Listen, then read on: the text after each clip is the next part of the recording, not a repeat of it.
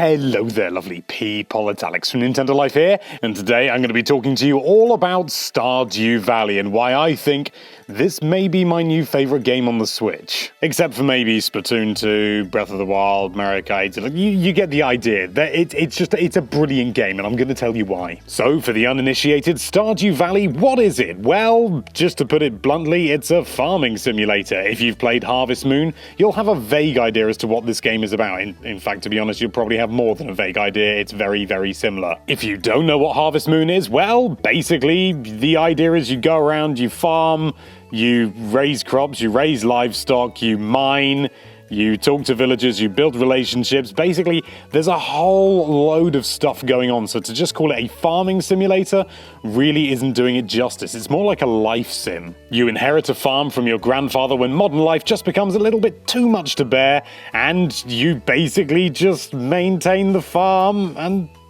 get along with the villagers. It's a really simple concept, and the game itself is fairly simple and straightforward, but there are so many things to do in it. You can fish, you can mine. I've already listed a lot of things that you can do, so we'll just move on. But the thing that makes Stardew Valley different is the fact that it isn't that different, but what it does do is it just does everything superbly. There isn't a single thing that isn't well done in this game, and it's frankly flooring. To be honest, you could just enter this game and have absolutely no idea that it is doing everything so brilliantly because you're just enjoying yourself so much. It's so seamless. It doesn't throw things in your face. You are just left to your own devices to enjoy the world how you see fit. But unlike in other sandbox-style games like Minecraft and things like that, there are events that actually happen in the village with the other villagers as well. There's a sort of a conglomerate nearby that is trying to invade and take over Pelican Town, and you don't have to stop it, I suppose. But you probably should, because they're basically evil. Various villagers will talk about other villagers. They'll talk about the things that they've been doing. You'll be able to fall in love. You can eventually marry. Honestly, there's so much to do, and the characters are so well designed and written. Everyone's unique, everyone's individual, and nobody's perfect. It's genuinely really refreshing to play a game with characters that feel so genuinely real. There are characters that appear sort of perfect on the surface, but then you'll discover that maybe they're a little bit shallow, or that maybe they don't like you for some reason, or they don't eat fish on a Tuesday. I can't think of anything off the top of my head, but no character is absolutely perfect. They all have their own little flaws and nuances that make them really human. But you could also just live basically the life of a hermit. In fact, there is a hermit in the game, if you can call him a hermit. He speaks English and he'll speak to you very happily. I don't really know what the definition is. But in theory, you wouldn't have to interact with anyone ever, I'm sure. You could just put all your stuff in your selling box that then gets cleared out at night, and I'm pretty sure you get exactly the same price there as you do to sell to the shops anywhere. And you can just do that and just stay on your farm and not do anything else. You don't really need to interact if you don't want to. You'll be limited in what you can do, but if you do just want to have a sort of a hermitic lifestyle, you can. The thing that makes this game such a joy is that it is just...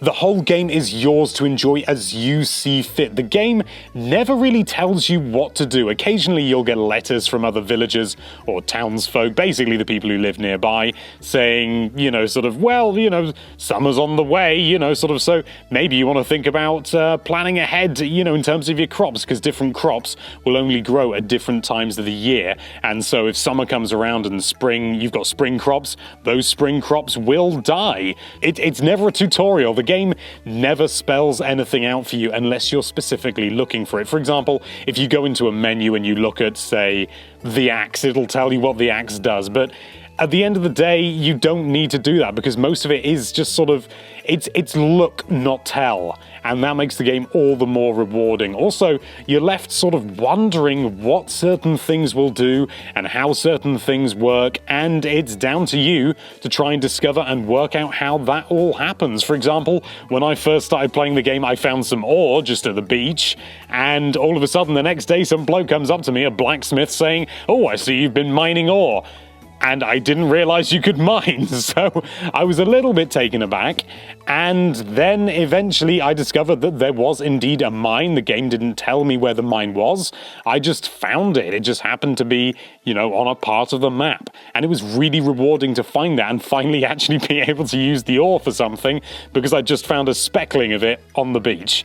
But it's those little things, it just gives you little nudges here and there. It makes you aware of things without explaining what they are. But with all this stuff to do, does it make the game overwhelming? Well, the game can be as overwhelming or as simplistic as you want it to be. Again, it is entirely your choice. You can choose to try and create the most spectacular, the largest, the most impressive farm you can, and have, sort of all these little micromanagement things you need to do to keep it running and make sure that it's all functioning.